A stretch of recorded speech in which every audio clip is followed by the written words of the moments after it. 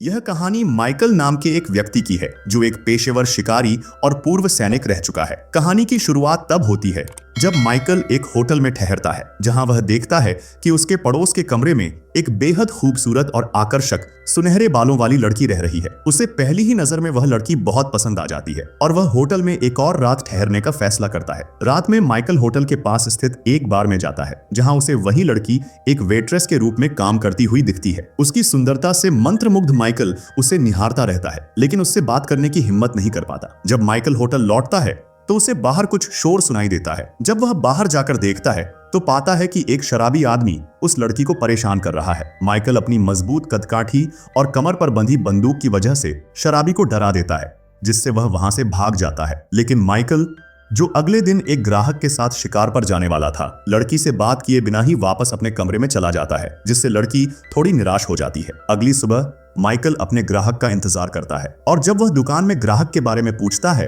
तो यह देखकर हैरान रह जाता है कि वह सुनहरे बालों वाली लड़की ही उसकी ग्राहक थी। लड़की का नाम केट था और उसने बताया कि वह यहाँ अपने दिवंगत पिता की आखिरी इच्छा पूरी करने आई थी। उसके पिता को यह पहाड़ बहुत पसंद थे और वह चाहते थे कि उनकी अस्थियां यहाँ बिखेर दी जाएं। इसलिए केट ने एक पेशेवर शिकारी को अपने साथ लाने का फैसला किया था ताकि वह अपने पिता के लिए सही जगह ढूंढ सके। माइकल और केट पहाड़ों की यात्रा शुरू करते हैं। रास्ते में केट माइकल से उसके अतीत के बारे में पूछती है। माइकल उसे अपनी दर्दनाक कहानी सुनाता है कि कैसे एक बार उसकी बेटी सड़क पर खेल रही थी और गलती से एक गाड़ी के नीचे आ गई थी। वह गाड़ी माइकल का ही बेटा चला रहा था जो पहली बार ड्राइविंग कर रहा था। इस दुर्घटना में उसकी बेटी की मौत हो गई। इस घटना के बाद उसकी पत्नी टूट गई और उसने माइकल को इसके लिए जिम्मेदार ठहरा दिया। वह हमेशा पड़ोसी से सहानुभूति लेती थी लेकिन एक दिन माइकल ने उसे किसी और के साथ पकड़ लिया। गुस्से में दोनों के बीच झगड़ा हुआ और उसकी पत्नी ने तलाक दे दिया। इस घटना के बाद माइकल ने अपनी पुरानी जिंदगी छोड़कर फिर से एक शिकारी बनने का फैसला किया।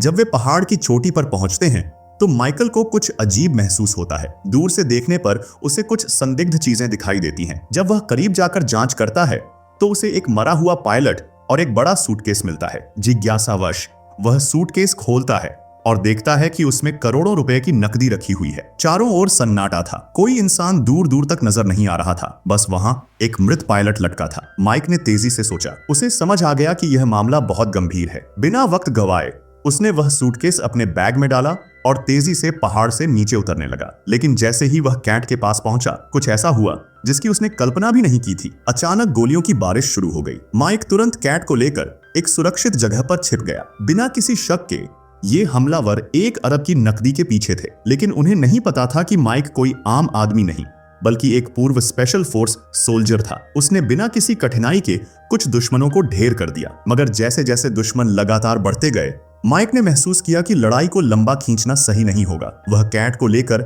जंगल में छिप गया। अपनी नजरों से शिकार को ओझल होते देख दुश्मनों ने 2 मोटरसाइकिलें भेजी। अब यह साफ था वे किसी भी कीमत पर इस नकदी को हथियाना चाहते थे। माइक को मोटरसाइकिल की इंजन की गड़गड़ाहट सुनाई दी। बचने का एक ही तरीका था, एक चालाक जाल बिछाना। उसने कैट को एक ऊंची जगह पर मशीन गन लेकर तैयार रहने को कहा जबकि वह खुद बैग लेकर भागने का नाटक करने लगा ताकि मोटरसाइकिल वाले दुश्मन उसके पीछे आएं। उनकी परफेक्ट टीम वर्क से दोनों बदमाश कुछ ही सेकंड में खत्म हो गए। मगर इससे पहले कि वे राहत की सांस लेते अचानक एक बुजुर्ग व्यक्ति जो घास फूस से ढकी घिली सूट पहने था झाड़ियों से निकला और कैट को पकड़ लिया। माइक को यकीन नहीं हुआ कि इतनी दूरी से भी उसने दुश्मन को ढेर कर दिया। कैट को छुड़ाने के बाद वे फिर से भागने लगे क्योंकि खतरा अभी भी खत्म नहीं हुआ था। अभी वे ज्यादा दूर नहीं गए थे कि माइक को अचानक एहसास हुआ कैट के पैर से खून बह रहा था। अगर समय पर इलाज नहीं किया गया तो उसकी जान भी खतरे में पड़ सकती थी। माइक ने तुरंत कैट की पैंट ऊपर मोड़कर उसका जख्म देखने की कोशिश की मगर कैट को उसकी धीमी हरकत पसंद नहीं आई। बिना झिझक उसने खुद ही अपनी बेल्ट खोली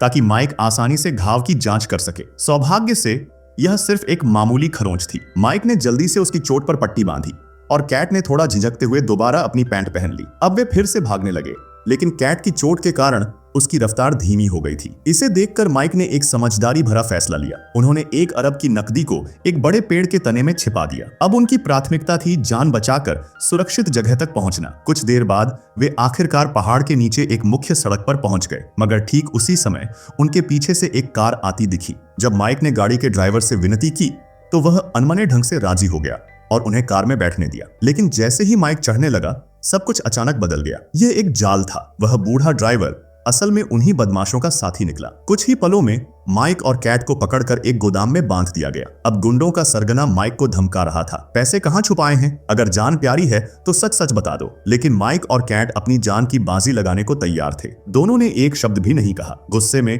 बूढ़े सरगना ने माइक को रस्सी से लटका दिया और छोटी सी चाकू निकालकर यातना देने को तैयार हो गया। पर माइक को कोई घबराहट नहीं थी, वह पहले से ही सब कुछ प्लान कर चुका था। जैसे ही मौका मिला माइक ने एक झटके में खुद को छुड़ाया और बूढ़े को खत्म कर दिया। अब उसे कैट को भी बचाना था। माइक ने जल्दी से कैट की रस्सियां खोली, मगर तब तक बाकी बदमाशों को भी इसका पता चल चुका था। अब दोनों तरफ पूरी खामोशी थी, एक भी गलती जानलेवा हो सकती थी। माइक तुरंत एक दुश्मन से भिड़ गया, जबकि कैट छिपकर सही मौके का इंतजार कर रही थी। जैसे ही मौका मिला उसने भी एक गुंडे पर हमला कर दिया। माइक थका हुआ था और धीरे धीरे दुश्मन के सामने कमजोर पड़ने लगा। वह हारने ही वाला था कि कैट ने एक महिला दुश्मन को मार गिराया और फौरन माइक की मदद की। दोनों की बेहतरीन टीम वर्क के कारण सभी बदमाशों का सफाया हो गया। माइक और कैट वापस उसी जगह पहुंचे जहां उन्होंने 1 अरब रुपए छुपाए थे। माइक ने खुश होकर ब्रीफकेस खोला। नोटों की गड्डियां देखकर उसकी आंखें चमक उठी। वह सोचने लगा कि अब इस पैसे से ऐशो आराम की जिंदगी जी सकेगा। लेकिन तभी धमाक, कैट ने अचानक पिस्तौल निकाली और माइक को गोली मार दी। माइक हैरान होकर जमीन पर गिर पड़ा। उसकी आंखों में विश्वासघात की पीड़ा थी। कैट ने पूरे पैसे अकेले ले लिए और वहां से चली गई। अंततः माइक के लिए यह सफर हमेशा के लिए खत्म हो गया।